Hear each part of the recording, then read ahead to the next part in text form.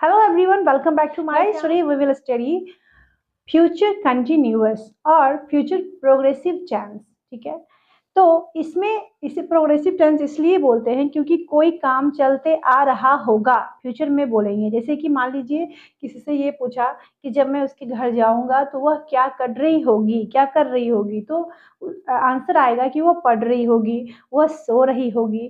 तभी हम उसी टाइम पे इस सेंटेंस का यूज करेंगे। ओके, तो देखते हैं फ्यूचर कंटिन्यूअस। फ्यूचर कंटिन्यूअस पहचानने के नियम है रहा होगा, रही होगी, रहे होंगे। वीडियो तो पसंद आ ही रहा होगा तो लाइक करें।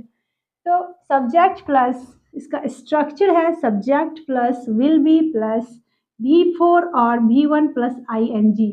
जैसे कि अगर हम यहाँ पे V1 गो लिखते हैं, इसमें ING ऐड करते हैं तो क्या बन जाता है, गोइंग।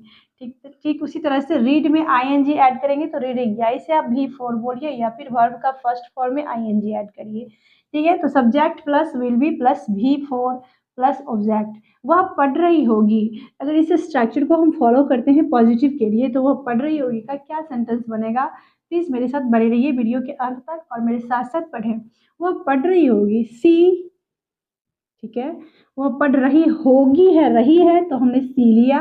अब वह पढ़ रही होगी तो पढ़ना का तो पहले रही होगी, ठीक ना। तो स्ट्रक्चर के according will be, she will be, पढ़ना का रीड होता है तो रीडिंग लगाएंगे क्योंकि यहाँ पे V4 यूज करना है। वह पढ़ रही होगी, जब मैं उसके घर जाऊंगा वह पढ़ रही होगी, ठीक ना। तो सी विल बी रीडिंग। तुम अंग्रेजी सीख रहे होगे, यू विल।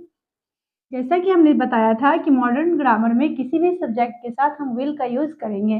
तो यू विल बी, ठीक है, यू विल बी क्या अंग्रेजी सीख रहे होंगे, लिख सकते हैं learning, learning English. I don't think कि कोई दिक्कत है। ठीक है, जैसे कि स्ट्रक्चर ये फॉलो करेंगे subject plus will be plus V4 plus object. तुम अंग्रेजी सीख रहे होगे, you will be learning English. ठीक है, नेगेटिव के लिए हम बस विल के बाद नोट का यूज करेंगे। तो यहाँ पर स्ट्रक्चर हो जाएगा subject plus will plus not plus be plus V4 plus object. जैसे कि अगर ये बोलना हो कि तुम अंग्रेजी नहीं सीख रहे होंगे, तो इसे हम इस स्ट्रक्चर को फॉलो करके बनाएंगे। तो यहाँ पे लिखेंगे you will not be, you will not be learning English. Clear, learning English. ठीक है, क्वेश्चन के लिए हम विल को आगे करेंगे। क्वेश्चन क्या बोलेंगे, क्या तुम अंग्रेजी सीख रहे होगे या फिर क्या आप अंग्रेजी सीख रहे होंगे। तो हम विल को पहले लिखेंगे, क्या लिखेंगे, विल, पहले स्ट्रक्चर लिख देती हूँ। Okay, will plus subject plus be plus V4 plus object, right. ये है स्ट्रक्चर IO प्लस के लिए। ठीक है, तो इसे सेंटेंस कैसे बनाएंगे, क्या तुम अंग्रेजी सीख रहे होगे, तो क्या बनाएंगे, will you be learning English,